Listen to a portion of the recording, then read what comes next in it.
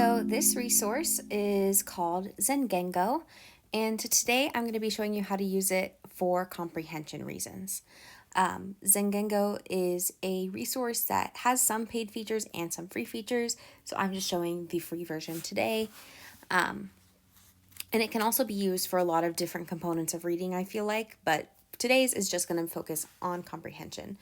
Zengengo isn't specifically targeted, like I said, for comprehension. It's kind of a class-wide skill. I feel like it's something useful to just have on hand if you're a teacher and you need to make electronic lessons, especially if your school district is one that, say, on snow days you teach from home. If you're going to be doing a lot of virtual teaching, this is just a really good resource to have to create virtual lessons. So we're going to go ahead and get started. This is the teacher view, and this is just a classroom I made. As soon as I logged in, it just had me create a classroom. You can create multiple classrooms if you'd like. This is the home view. If you were going to add a new course, you could do that, but for today we're just going to use this one. So this is what the home page looks like. These are all of the different kinds of assignments that you can create. You can group assignments once you create them into lessons, and you can also group lessons into courses. So it's just a further way to organize. So if we look over here, this is the grade book. Right now I don't have any assignments and I don't have any students, but this is where scores would show up. It would tell you how long they were working on things, and also the scores per student. We'll look at that a little later. For now, there's also the submission settings. So this sort of explains how you add students to the classroom. It's just through a classroom code. And you can also restrict the domain to your institution's email so random people can't join. You can allow submissions or resubmissions, and there is a built-in anti-cheating software in the program, which I think is really nice. So let's save that. So I'm going to go ahead and get started with an assignment. Unlike other resources that I've shown on this playlist, this resource is more so it's a tool that allows teachers to design lessons rather than giving you lessons to administer to students. There is a lesson library, which we will also look at, but unlike something like ReadWorks or Newsella, it's not that they have a pre-prepared passage with pre-prepared questions, that sort of thing. It's something you create yourself, which can be really useful because it is important that lessons cater specifically to students' needs, standards, that sort of thing. All right, so we're going to start by creating an assignment. There are different assignments here, different assignments types, I should say. If you go to the home page, there's sort of a tutorial and an explanation of each kind of assignment, but I'm going to be walking through them. So I'm going to start with just a multiple choice. You will put in a title for each of these, and this is something you kind of just have to play around with to figure out.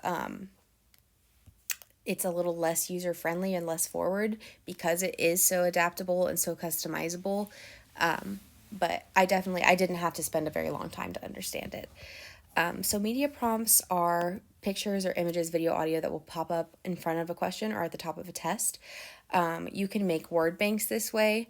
You can use an image that you want students to reference, add audio directions, that kind of thing, a video, embed to a PDF if you want students to, say, like, follow a link, read something, come back and answer questions, that sort of thing.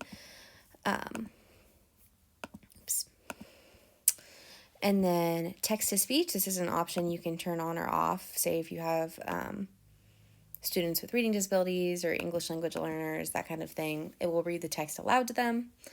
And then there's different question types.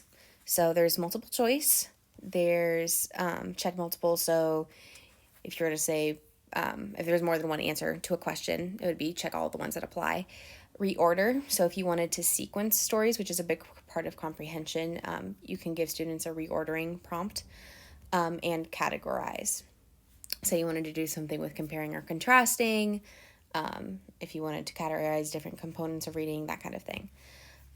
So let's just say reorder, and then it'll bring up the question. So if I want to say put the story in the proper order, and this is where I would use the media to either post a picture of the story, write out the story using text, add a link to the story on a PDF, that kind of thing. So And then this is where I would add elements. So let's just make up Martha went to the store. Martha ate her pancakes. Martha bought some pancakes. That kind of thing. So yeah, it's pretty straightforward. You create a question, you add the different responses, that sort of thing. I could add another question if I wanted a multiple choice.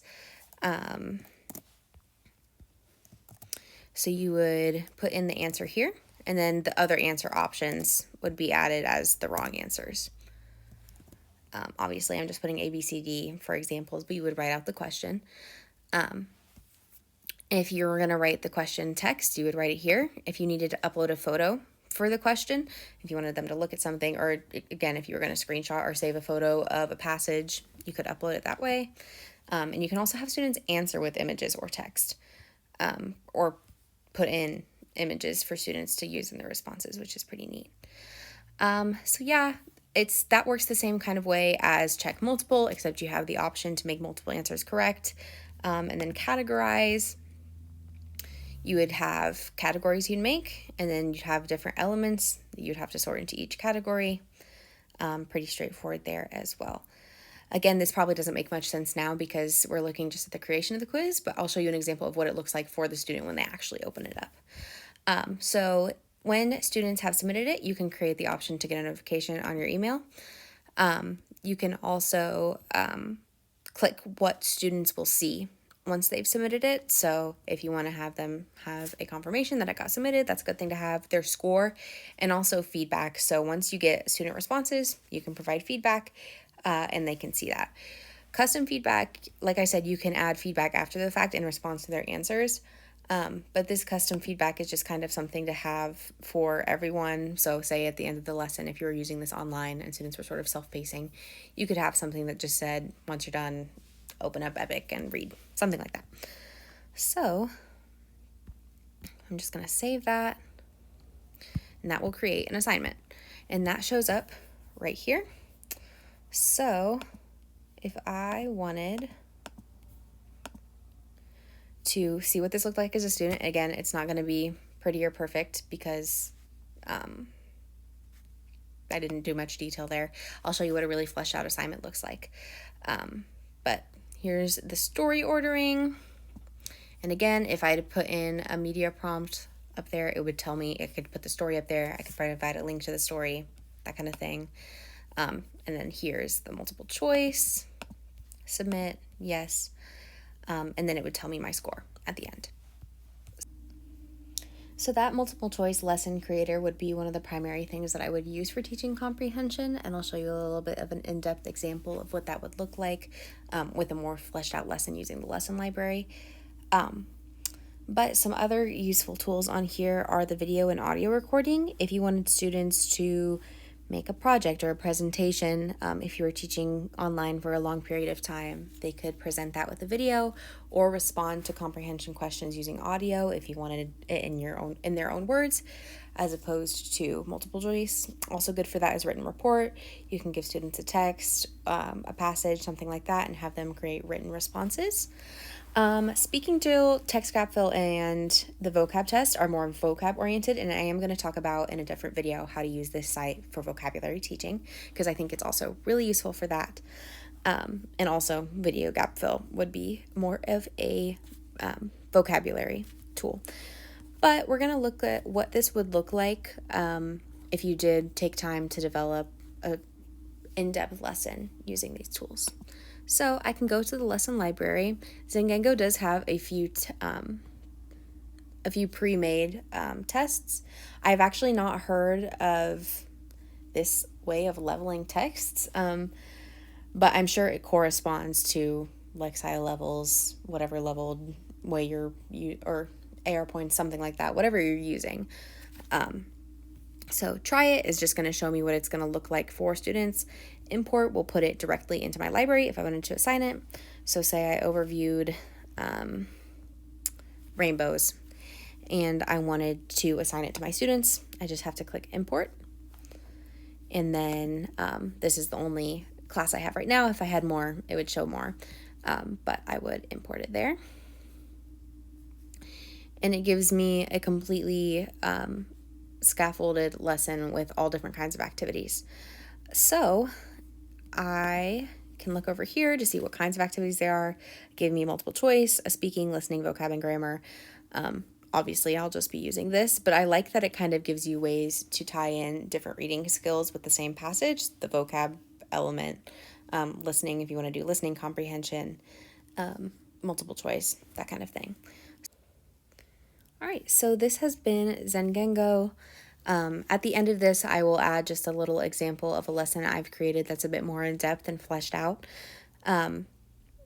But again, this tool is just really, really flexible. Again, it's not maybe as handy in terms of having right there assignments pre-made for you with targeted questions, but it's really useful if you want to completely customize a lesson in an online format.